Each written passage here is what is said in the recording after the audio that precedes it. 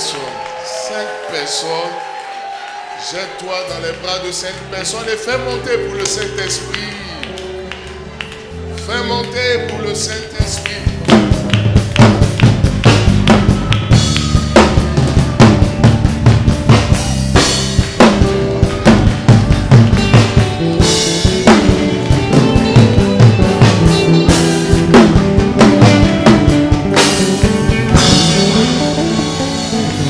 Waouh!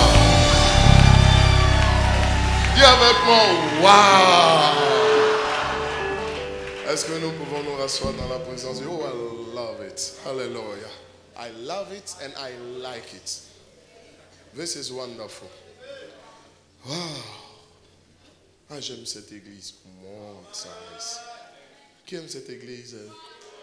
Mais tu n'aimes pas cette église plus que moi. I love this church. What?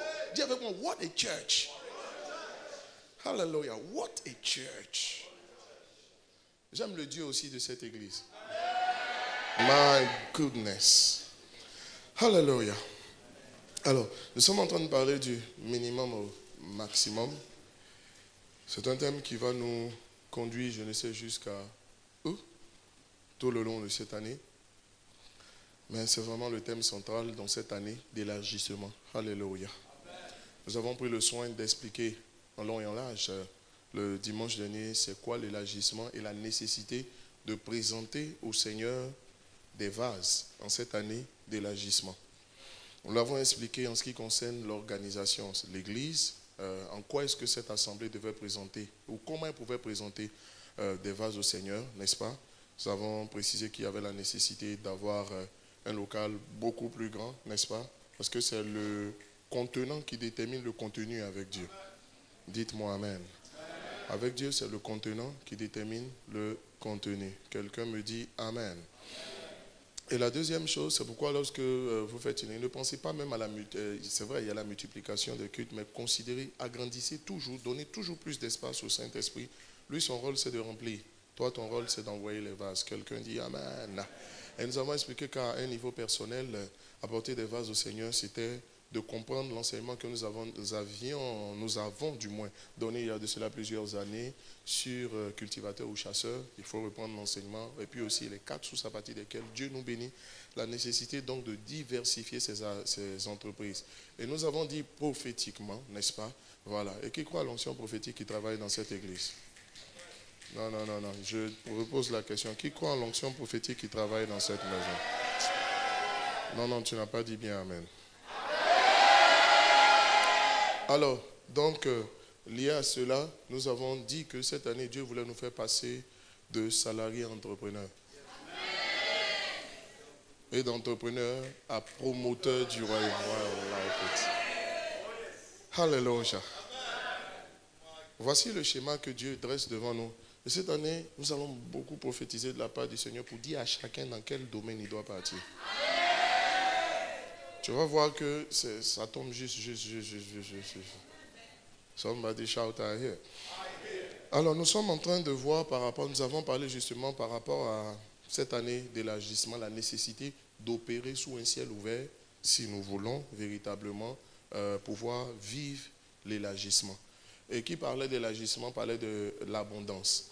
Nous avons défini l'abondance comme étant ce qu'aucun contenant ne peut contenir. Quelqu'un me dit Amen. S'il y a encore de la place dans ton compte en banque, c'est que Dieu ne t'a pas encore élargi. Quelqu'un dit Amen. Et bientôt, je vais vous prêcher un message, la valeur. Le thème du message, ce sera point. Yes.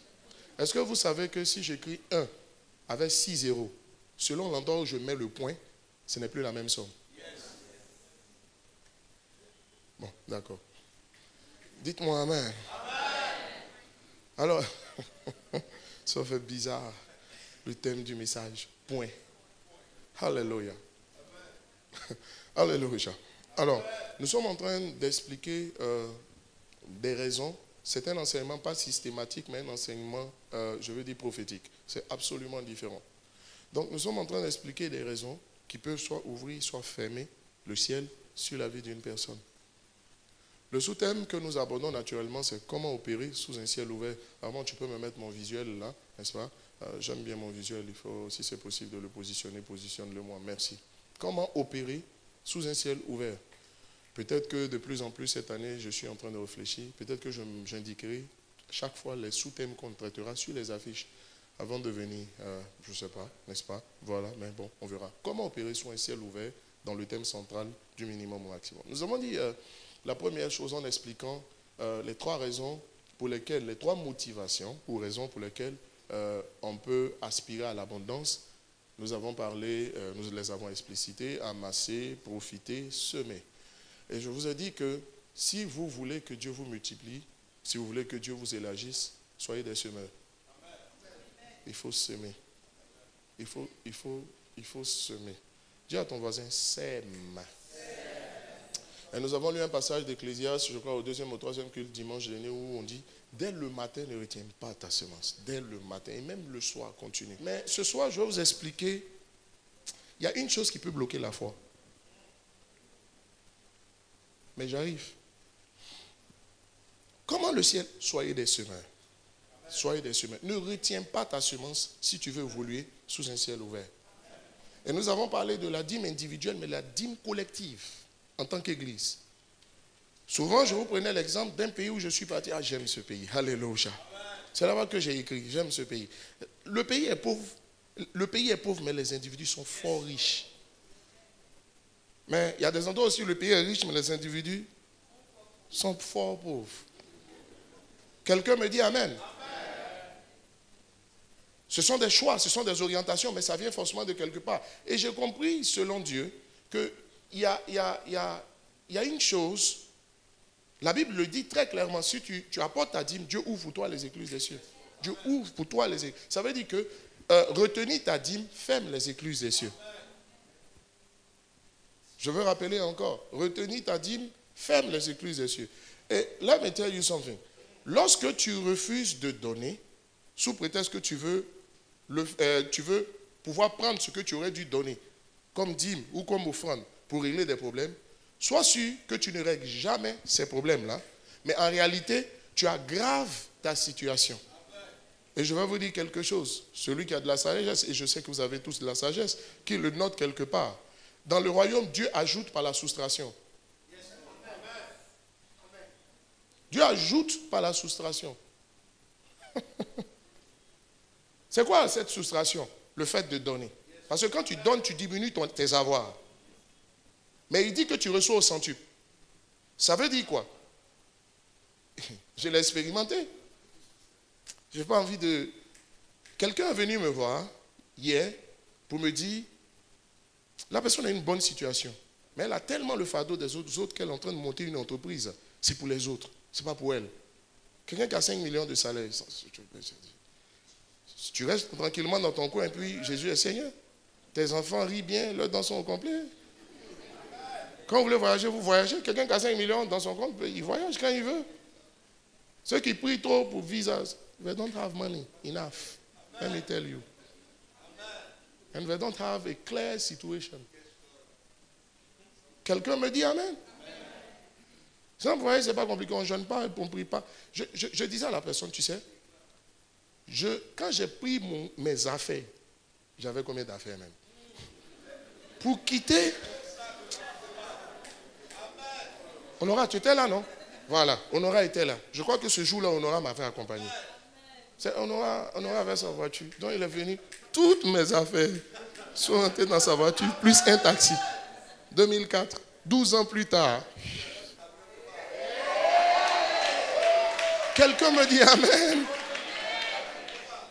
12 ans plus tard. Hey, si je déménage, je ne prends plus les choses, je change tout en même temps. C'est comme ça que je comprends. Hein? Je dis, mais si je déménage, ça veut dire que tout ce qui est là, je cherche quelqu'un à qui je vais donner. Que le Saint-Esprit m'oriente simplement. Ah oui, c'est comme ça les blancs font. C'est comme ça se passe normalement. Après, je vis en Europe, souvent quand tu viens devant le portail des gens, il y a des affaires. Quand c'est comme ça, il se... Anyway. Quelqu'un me dit Amen. Quand je sortais de là, je dis, moi, je lui dis, depuis cette période-là, je n'ai plus jamais prié pour l'argent. Je n'ai jamais prié pour l'argent depuis cette période, jusqu'au jour d'aujourd'hui. Till now. Jamais. Et la personne qui est venue me voir, j'ai vu aussi que, parce que la personne a commencé comme standardiste, jusqu'à finir directrice de département. Non, mais tout son parcours, c'est la grâce de Dieu. Et quand elle est venue, j'ai dit, tu vois, à telle époque, à telle étape, voici tel principe que tu as appliqué. J'étais en train de lui refaire son histoire. Et elle me dit, pasteur, je n'ai jamais prié pour l'argent. J'ai dit, voilà, voici deux personnes qui se ressemblent, qui se sont rencontrées. Je lui ai dit, ne commence pas à faire cela. Ne commence pas à prier pour l'argent. On ne prie pas pour l'argent. On s'aime. Un jour, tu feras ton expérience. On ne prie pas pour l'argent. On ne prie pas pour l'argent. Je te le dis, on ne prie pas pour l'argent.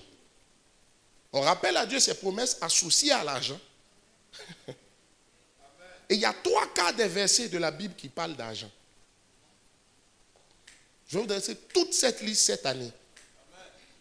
C'est là-dedans qu'on fortifie. Je fortifie ma foi. Quand je finis, je vais s'aimer. Ah. Semer.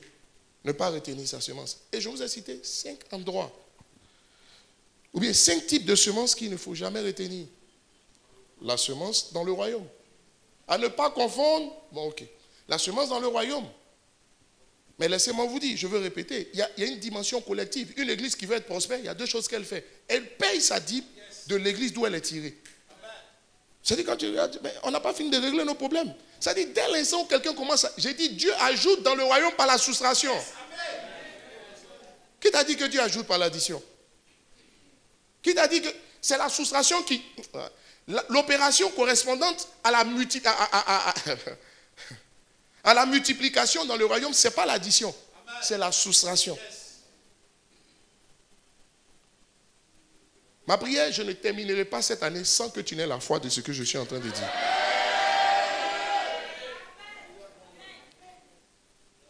Pas là n'importe qui que Dieu a promis. C'est un sémeur. Tu vois quelqu'un qui s'aime beaucoup, il deviendra prospère. If you are generous, you will be prosperous.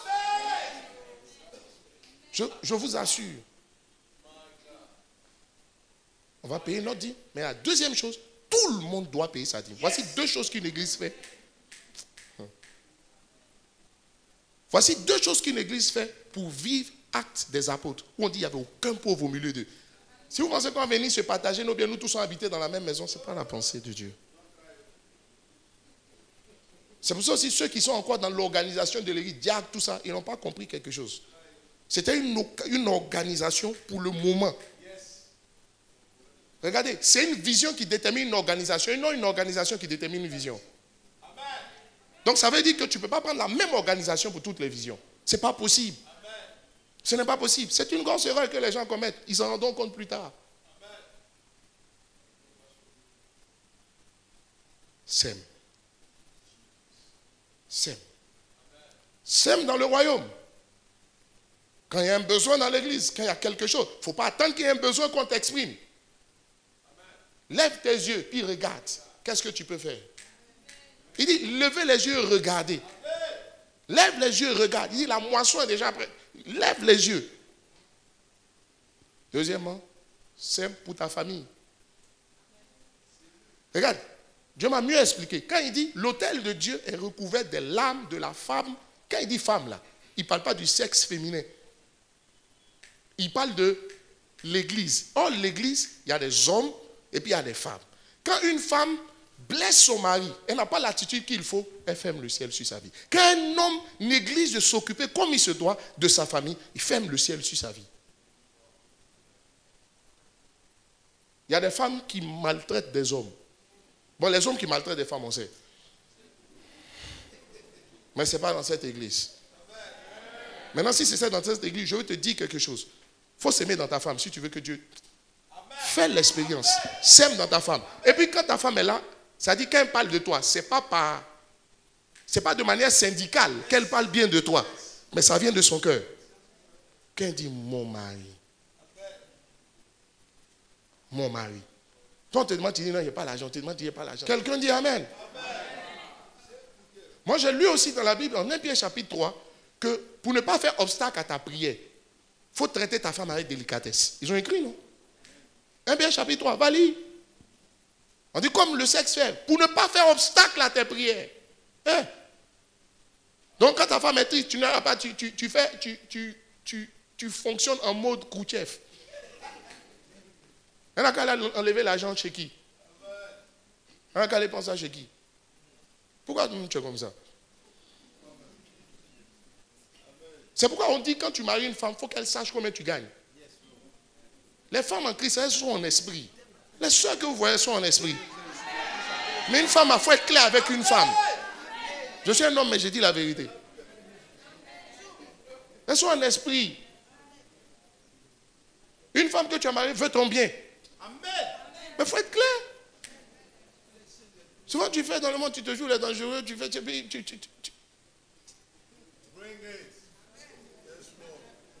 Dites-moi amen. Troisièmement, le pauvre. Quatrièmement, tes parents. Papa, maman. J'ai expliqué que la conception qui consiste à dire je mets mon enfant et puis qui s'occupe de moi, ce n'est pas de Dieu. Ça dit tout argent que tu donnes à tes parents par contrainte, parce qu'ils t'ont imposé là, ça n'amène pas bénédiction. C'est ça. Sème dans tes parents.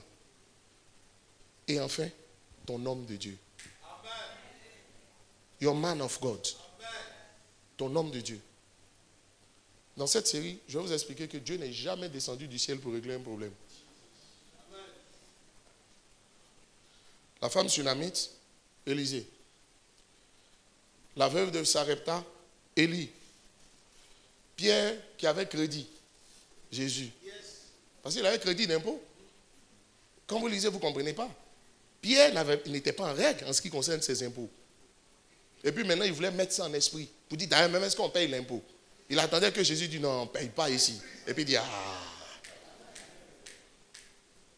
Pierre était endetté d'impôts. Il n'était pas en règle en ce qui concerne ses impôts. À ton avis, quelqu'un va se lever comme ça pour aller payer l'impôt à César? Si tu ne dois pas, pourquoi tu vas aller pécher pour aller lui donner l'argent?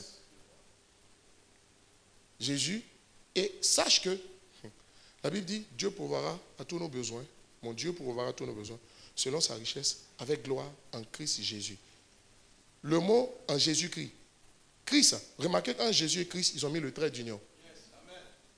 Le mot Jésus, là, ce n'est pas le nom propre, c'est son nom de fonction. Tu comprends pas? Et puis il y a Christ qui est le sauveur. Je veux dire quoi? Dieu règle tes problèmes à travers l'onction. Et c'est à travers, le mot Christ signifie le oint. Celui qui est oint. Ça veut dire que c'est à travers le oint de Dieu que Dieu va résoudre tes problèmes.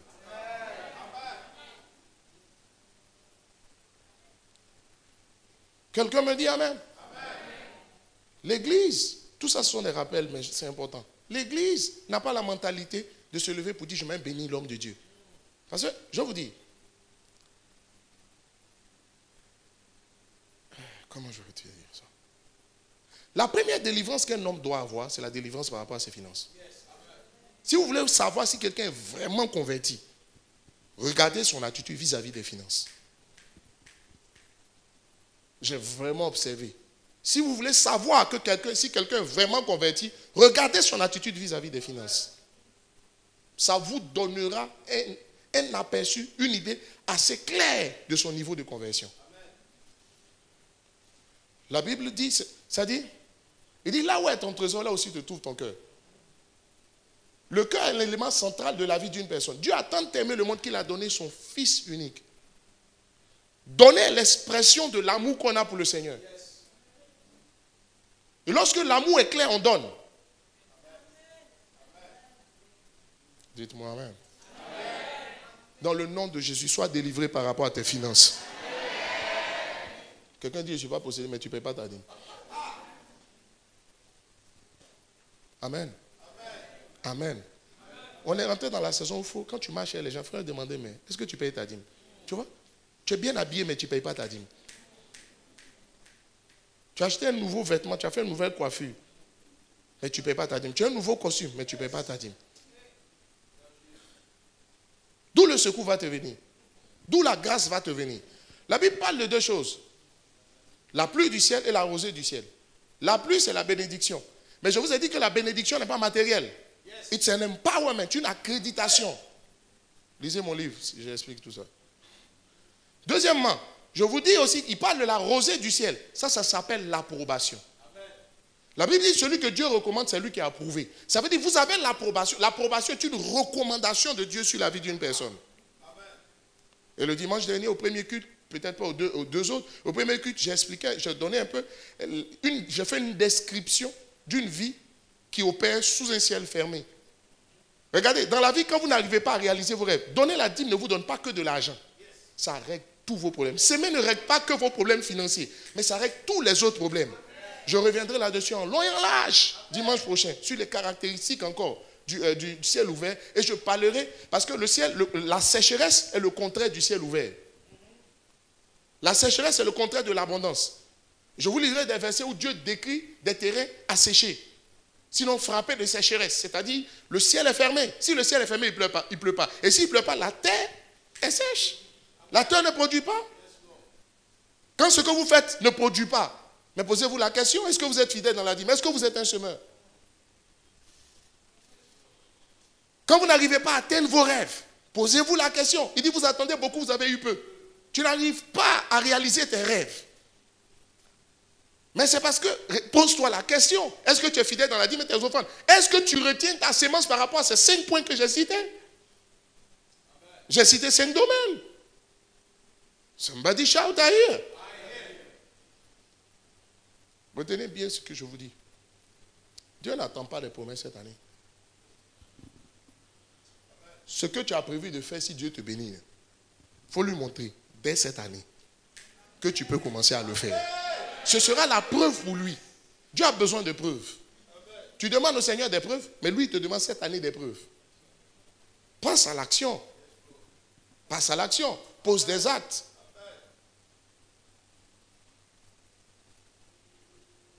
Dites-moi Amen. Dites-moi Amen. Toujours par rapport à la dîme. La Bible dit, toute dîme de la terre appartient à l'Éternel. Toutes les dîmes de la terre appartiennent à l'Éternel. Donc lorsque la Bible dit, ne pas payer sa dîme, ferme les écluses des cieux sur la vie d'une personne, ferme le ciel sur la vie d'une personne, ça veut dire quoi? La dîme, là, elle est là aussi au-delà de la sphère financière, la 10e partie de ton revenu, pour représenter tout ce qui appartient à Dieu que tu touches. Il y a l'argent là-dedans, la 10e partie de ton revenu, mais il n'y a pas que l'argent. La dîme représente, il dit, toute dîme de la terre appartient à l'Éternel. Donc la dîme, c'est quoi? La dîme, là, elle est là symboliquement pour tout ce qui appartenait en propre à l'Éternel. Dites-moi Amen. Dites-moi Amen. Je me suis souvent posé la question, qu'est-ce qui fait la différence entre deux hommes de Dieu? C'est le niveau de grâce à l'œuvre dans la vie de chacun d'eux. Et je vous explique que si la faveur est imméritée, la grâce, elle se mérite. Elle se mérite souvent par l'état de vos cœurs. Regardez, ce n'est pas des actions. Dieu dit, j'ai aimé Jacob, j'ai haï Ésaü. Mais vous savez quoi? Jacob aimait rester avec sa maman dans les tentes. Ça veut dire quoi? C'était un adorateur. Ésaü, c'était un bosseur dur. Va dans la brousse, il chasse, puis il revient. Il faut dire aussi que papa Isaac n'était pas trop en esprit. Il y a une partie, quand il devenait vieux, il devenait bizarre. C'est la nourriture du monde bénit les gens. Mais regardez ce qu'il dit. En fait, ce n'est pas la nourriture. C'est ce qui touche son cœur. C'est ce qui touche son cœur. Le niveau de grâce à l'œuvre dans la vie d'une personne est fonction de sa capacité à toucher le cœur de Dieu. Amen. Dites-moi Amen. Dites-moi Amen. Sa capacité à toucher le cœur de Dieu. Regardez Caïn. Regardez Abel. Abel regarde, quand Caïn veut faire son offrande, ce qui est tombé sous sa main, il prend et ça va donner à Dieu. Je vous dis, ne venez jamais s'aimer n'importe qui. Arrête de venir à l'église et puis c'est quand tu arrives ici, tu réfléchis à combien tu as donné dans l'offrande. Tu vois Dieu comment? Et puis toi-même, tu te vois comment? Beaucoup pensent qu'ils donnent à Dieu pour aider une église. Tant que tu auras cette mentalité, ta sémence ne va jamais produire.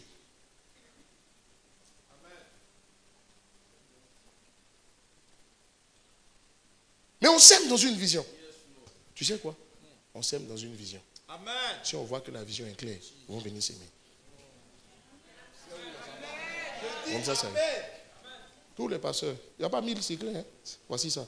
Si on sait où on s'en va. Et puis, deuxièmement, si on est sûr que l'argent qu'on donne, tu ne vas pas manger pour toi, on va donner. Amen. Quand j'ai dit ton homme de Dieu est le royaume, c'est parce que le royaume, l'argent du royaume n'est pas pour le pasteur. Amen. Donc, il y a d'autres qui pensent que quand ils ont amené la dîme, ils ont fini de donner, que le pasteur se débrouille avec ça. How do you understand? N'apporte jamais ta dîme aussi après avoir fait tes autres dépenses d'abord. Amen. Avant toute chose. Avant toute. Regarde, quand Dieu parle de la dîme,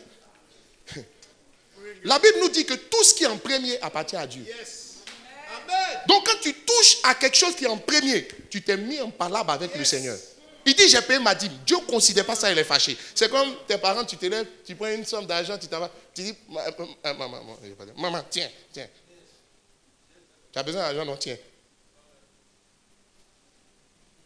Regarde. Dès que tu perçois ton revenu, première des choses, il y a une attitude, il y a quelque chose que tu as besoin de montrer. Je dis, Dieu veut des preuves. Amen. Il ne veut pas des promesses, il veut des preuves. Place aux preuves. Yes, Lord. Tu prends, ça dit, Seigneur, je te bénis pour ce revenu. Première des choses, dis, prends ton calculatrice, calcule, tu prends, tu mets à côté, tu mets ça dans son enveloppe, même si tu n'as pas encore apporté. Yes, Lord. Amen. Quand Dieu te regarde, dit, voici quelqu'un qui me respecte. Yes, Lord. Est-ce que vous savez qu'il y a des offrandes qui te font fâcher? Vous savez? Je vous ai dit que quand tu es enfant, que tu offres à tes parents un beau dessin, il faut avoir 20 ans. Puis prends le dessin là, va offrir à tes parents. Quelqu'un dit Amen. Vous pouvez remarquer quelqu'un qui n'a rien et puis vous comprenez. Mais ne jouez pas avec Dieu, je laisse ça. Ne jouez pas avec Dieu. Ne jouez pas avec Dieu. C'est à l'église ici, tu viens réfléchir à combien tu as donné en offrande? Hein? Ou bien tu mets ta main dans la poche, c'est qui est sorti, à ça tu donnes. Et je t'ai expliqué que tu ne peux pas fixer une somme pour dire tous les jours, moi c'est ça que je vais donner. Yes. Regardez. Amen. Est-ce que tu sais que dès l'instant où on a dit que de 18h30 à 20h30, c'est l'heure du culte, ce temps-là appartient à Dieu. Amen. Si tu es dans l'église, que ça te plaise, que ça ne te plaise pas, cette plage horaire, ça devient propriété de Dieu. Je te demande, prends ça pour aller faire autre chose. Et puis après, viens me donner le compte rendu. Come and make the report. Tu vas voir que ce à quoi tu as pris ce temps, ça n'a pas mal. Pourquoi? Parce que tu as volé Dieu sur la plage horaire qui lui revient. Oh, I like it. Est-ce que je parle à quelqu'un dans cette église? Je vous ai dit, je vous donne le droit. Si tu veux, fais pas. Et puis, si tu veux savoir si c'est vrai, il ne faut pas faire. Mercredi prochain, prends ce temps, va à la télé. Si ta télé ne s'est pas gâtée. Ou bien si il y a quelque chose qui va se passer qui va te faire regretter de ne pas être venu. Pourquoi? Parce que tu as touché à ce qui appartient à Dieu. Quand il ne vient pas, il ne fait rien à la maison. I tell you. Bien de bon. Pourquoi? Parce que c'est ce temps-là que tu aurais dû investir pour le royaume. Tu prends ce temps-là pour aller faire quelque chose. Tu as volé Dieu. Sur sa plage horaire. Qu'est-ce qu'on pensait à l'argent seulement? Je n'ai pas envie de tout donner. Il y a des parties que je ne vais pas tout donner. Ne jouez pas avec ça. Et puis, tout à l'heure, je vous citerai un point. J'ai compris ça le samedi dernier. Non, le vendredi dernier. Ne jouez pas ce qui appartient à Dieu. Ne jouez pas. Ne jouez pas. Il y a deux autres choses qui appartiennent à Dieu. Je vais expliquer ça plus tard. Mais je vais dire quelque chose à quelqu'un. Dieu te regarde. Il y a un respect que tu lui dois. Est-ce que vous... Oh my goodness. Tu traînes volontairement avant d'arriver à l'église. Je dis volontairement. Tu te permets de venir à l'église en retard. Ok. C'est sur une seule offrande. Dieu a disqualifié l'individu. Yes. Il regarde. Abel a regardé dans son troupeau. Qu'est-ce qu'il avait de meilleur? C'est cela qu'il a offert au Seigneur. Quand le Seigneur a regardé, il dit, voici quelqu'un sur qui on peut compter. Regarde, Dieu cherche des gens cette année sur qui il peut compter. Amen. Dis Amen. Oh, donne-moi un vrai Amen. Peut-il compter sur toi? Est-ce que Dieu peut compter sur toi? Et je veux évoluer sur la deuxième raison, deuxième cause qui ferme le ciel ou qui empêche un individu d'opérer sous un ciel ouvert. Il y a 3 puissants principes que j'ai réservés pour le dimanche. Premièrement, le péché contre le Saint-Esprit. Deuxièmement, briser l'alliance des pères. Et puis troisièmement, c'est un mystère. Dimanche, faites tout, il faut venir. Je vais t'expliquer qu'en réalité, ce n'est pas l'offrande de Salomon qui a fait que Dieu l'a rendu prospère comme ça. Ce n'est pas la vraie raison. Ce n'est pas ça. Parce que même s'il avait fait l'offrande, en négligeant l'alliance des pères, Dieu ne lui aurait pas donné ça. Je vais vous expliquer que dans le royaume, tout se fait par recommandation. Quand tu as qui t'a recommandé? Au Kamès, là, il faut être fort comme tu veux. Il faut que quelqu'un te recommande. Tu ne deviendras jamais notaire si un notaire ne t'a pas recommandé. C'est comme ça que fonctionne le spirituel. Qui t'a recommandé? C'est pourquoi vous remarquez dans la Bible, tous ceux qu'on cite, on commence à dire leur généalogie, d'où ils sortent. C'est vrai quand tu vois quelqu'un, les gens qui sortent de nulle part, il y a 2 seulement dans la Bible. Dans toute la Bible, from Genesis to Revelation. Premier, Melchisedec. Mais ce qui m'a marqué aussi chez Melchisedec, Melchisedec. Deuxième personne, Élie le Tishbite. Mais tu as vu comment il a fini? Tu sens que souvent dans un film, le héros gêne. Vers la fin, on doit le faire sortir du film. Qui a déjà regardé le film comme ça? On s'arrange pour que le héros quitte dans le film, quoi.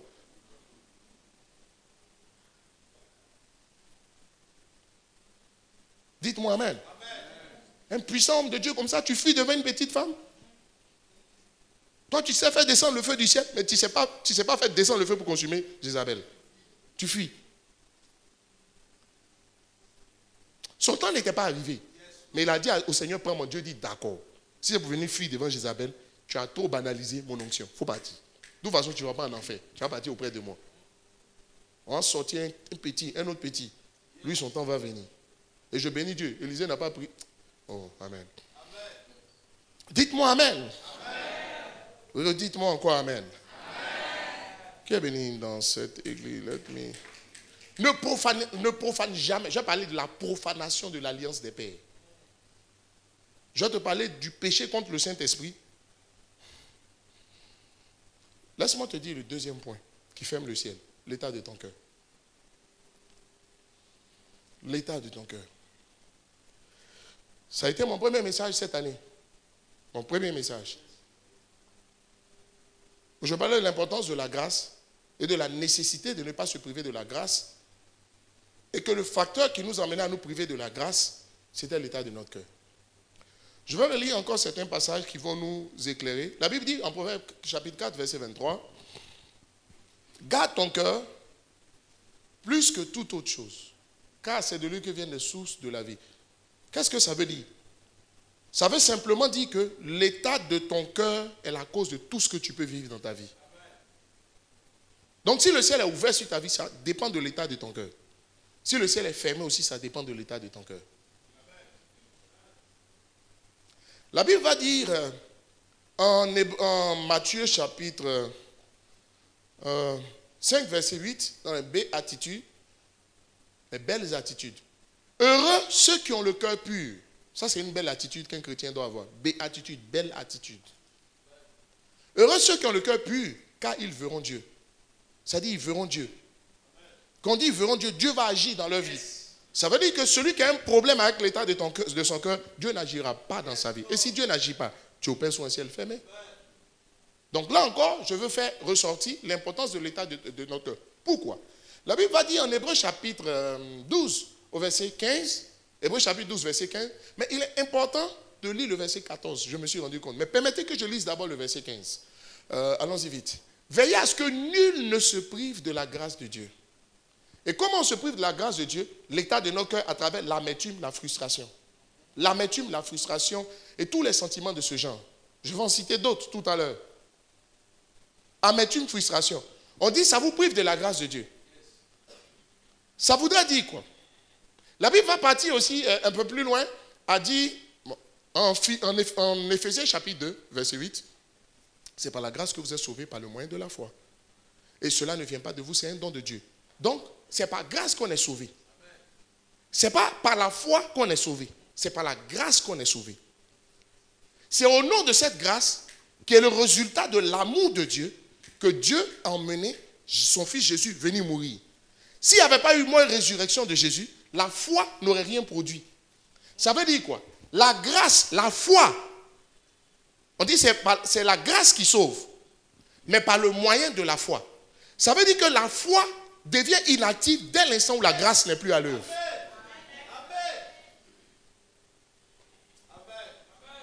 La foi devient inactive, elle est morte dès l'instant où la grâce n'est plus à l'œuvre. Donc dès l'instant où quelqu'un garde la frustration ou l'amertume dans son cœur, la grâce devient inactive. Donc même s'il applique tous les principes de la foi, ça ne va pas produire de résultats.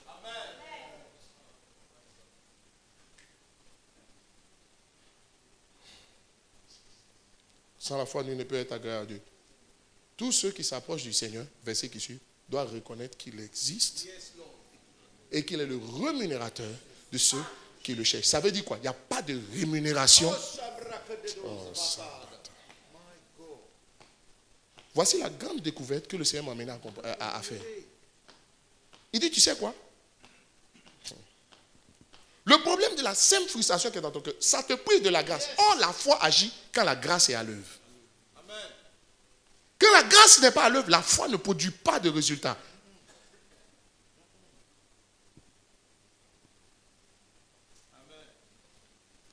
Tu vas laisser les gens. Regarde ce qui se passe.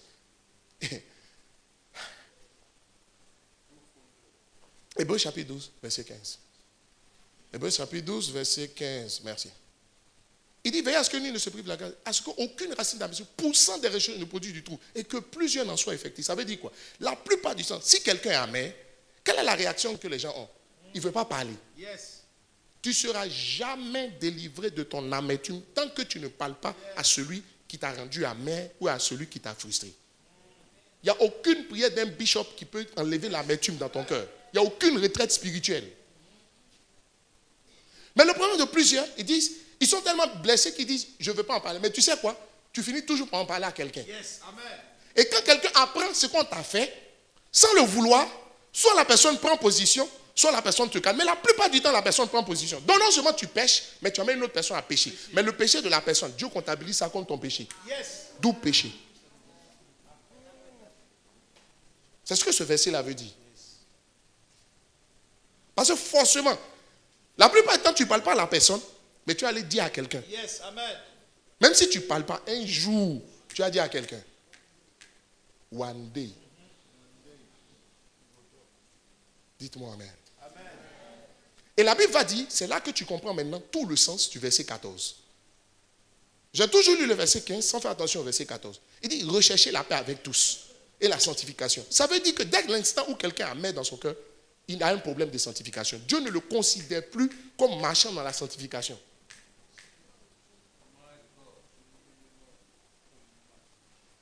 Dites-moi amen. Vous savez, je me suis rendu compte que quand tu comprends quelque chose, tu fais plus attention à ce que tu comprends.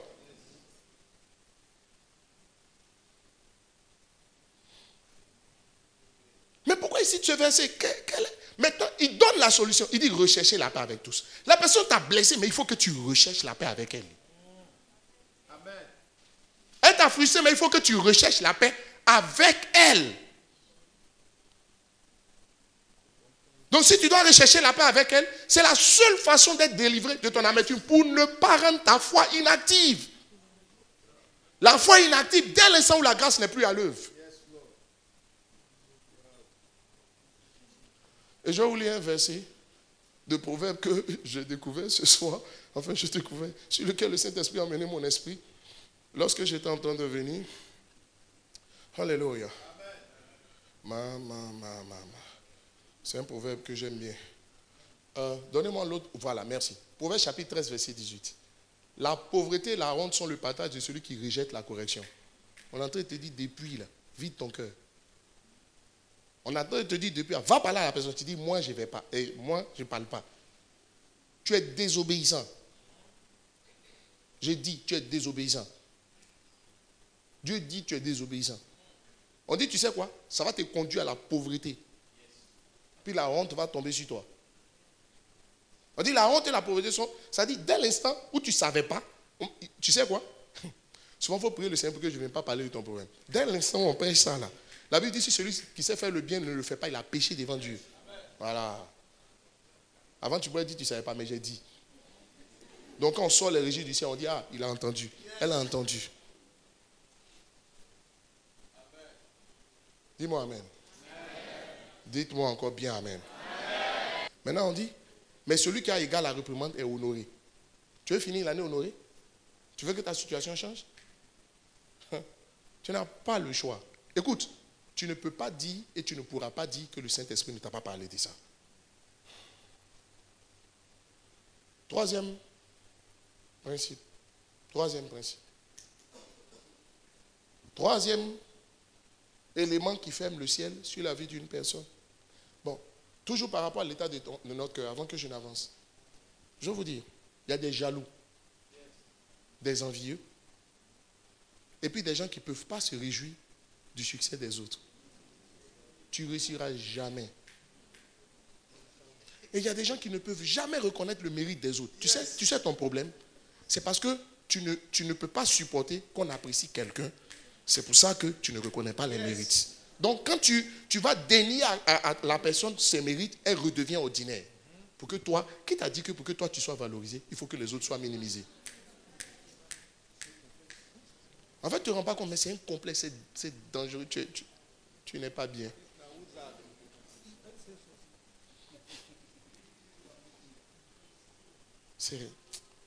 Regarde, si tu es comme ça, il faut te revoir.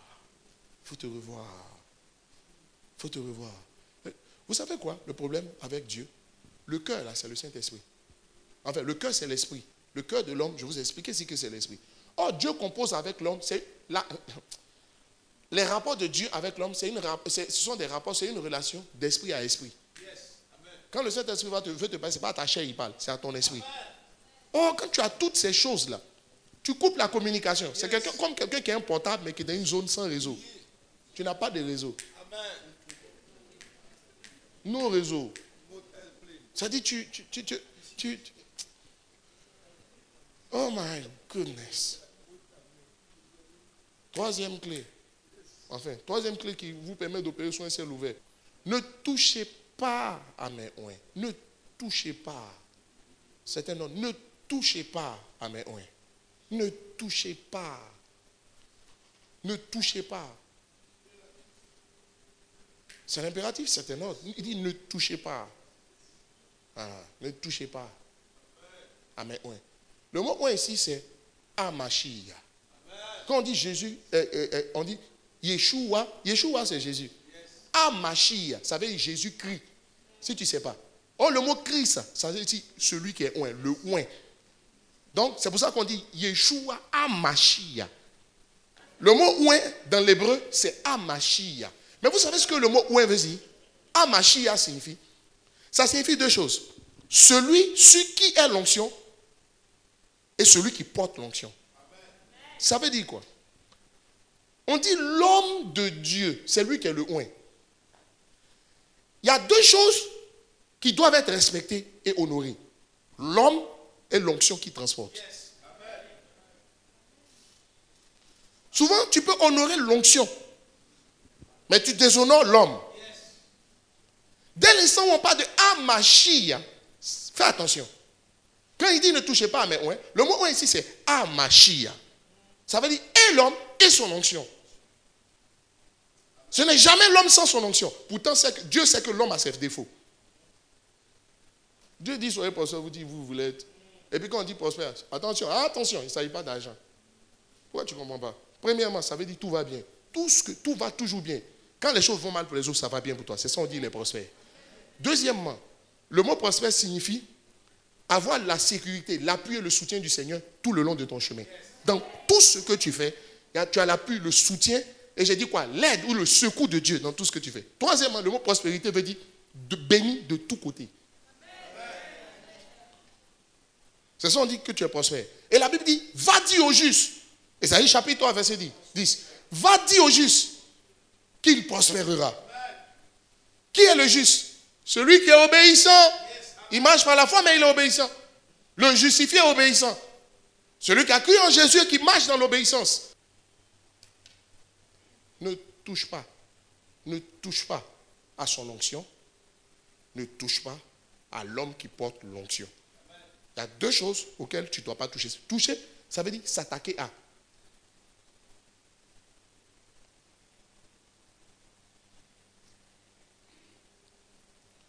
Dites-moi Amen. Dites-moi Amen. J'ai appris quelque chose. Souvent, tu penses que tu peux faire quelque chose et puis l'homme de Dieu n'a pas de problème avec toi. Mais son onction a un problème avec toi. Ah. Maintenant, il y a le caractère de chacun. Hein. Bon, il y a des gens, même si tu fais certaines choses, bon, gloire à Dieu, bon, il ne s'arrête pas tout sur certaines choses. Mais tu sais quoi? L'onction, c'est Dieu qui lui a donné. Donc lui-même ne peut pas parler sur son onction. Le propriétaire de l'onction, c'est le Saint-Esprit. Le pasteur dit, viens, on fait le culte, on fait réunion. Puis toi, tu viens après le pasteur. Le pasteur n'a pas de problème avec toi. Le pasteur ne t'appelle pas. Il dit, pourquoi tu es venu en retard? Mais son onction a un problème avec toi. Si Dieu t'a appelé net, ça vient sur toi. Si Dieu ne t'a pas appelé que tu t'es auto-proclamé, tu marches, mais ce n'est pas sur toi. C'est là que tu vois, il y a certains qui parlent contre certains, puis il n'y a rien. Mais il y a d'autres, si tu t'amuses un peu seulement, tu vois que tu as des problèmes. Il y a des gens qui, par leur proximité avec le pasteur, se font des porte-paroles de ce que le pasteur n'a pas dit. Faites attention. Hein? Faites attention. Il dit, le pasteur dit, c'est faux. Le pasteur n'a pas dit. Et le peuple aussi pense que du fait de ta proximité, ce que tu dis là, c'est le pasteur qui a dit. Si tu ne reconnais pas l'onction qui est sur la vie d'une personne, comment tu peux profiter de la récompense qui découle de cette onction? Ce n'est pas possible. Ce n'est pas possible. Ce n'est pas possible. Quand quelqu'un se lève comme Dieu, il dit ne touchez pas, mais ça veut dire celui qui a touché. Non, les amis. Et j'ai remarqué une chose. Est-ce que vous savez que quand l'homme de Dieu, même il meurt, son onction ne va pas dans la tombe avec lui? Dieu reprend ça. Ce n'est pas fait pour la tombe. C'est pourquoi Élisée, lui, il est parti avec pour lui. Parce que ses serviteurs étaient des faux types.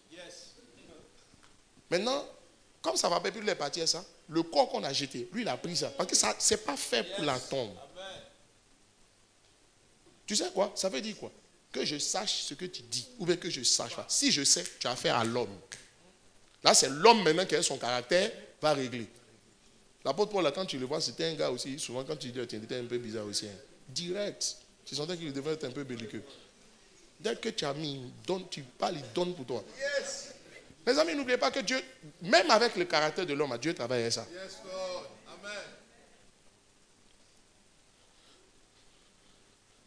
Et puis il y a d'autres qui disent, mais que lui aussi, il est trop comme ça.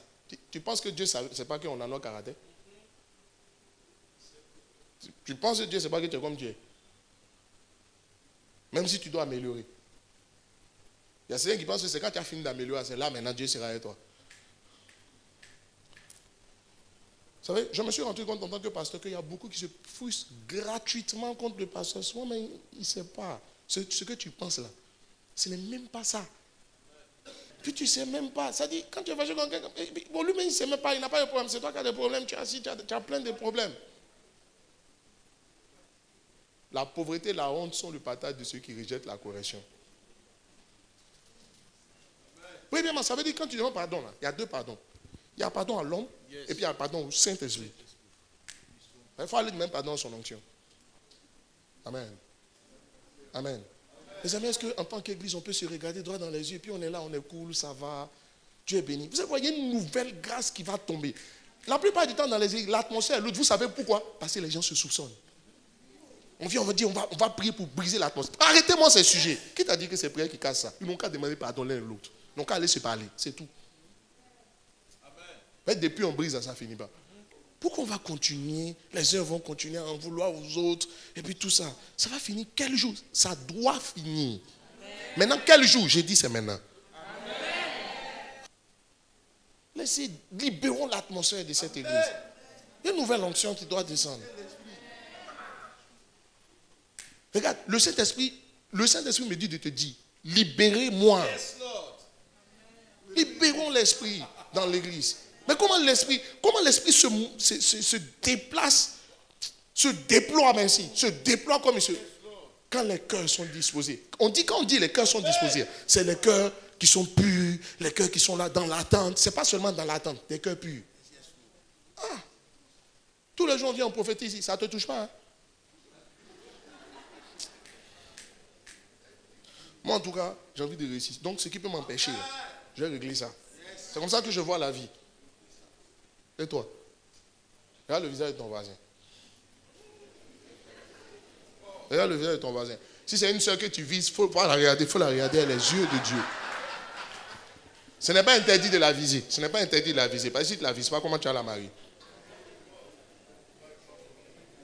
Même Dieu même a montré les animaux à Adam pour qu'ils choisissent. Ça dit, il était question de choisir sa femme. Donc Dieu fait défiler. Chaque fois que quelqu'un veut se marier, Dieu fait défiler les soeurs.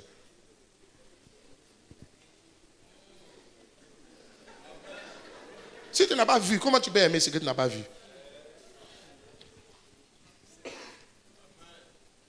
Amen.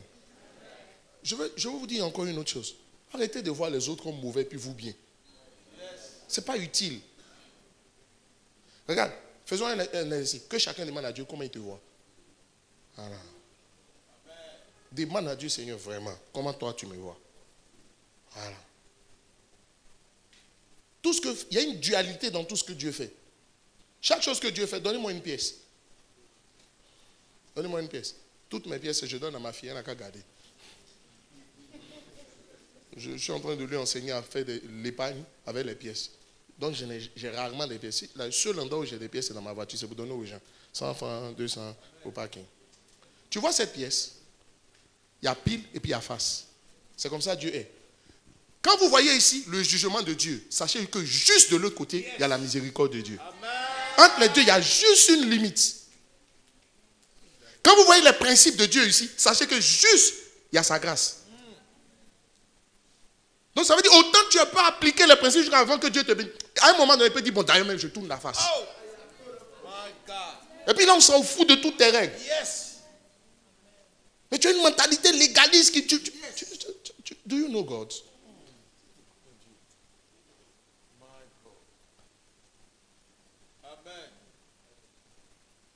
Les gens voient Jésus assis au puits avec la femme pécheresse. Et puis il dit, le sixième, celui même avec qui tu es, ce n'est pas ton mari. Amen.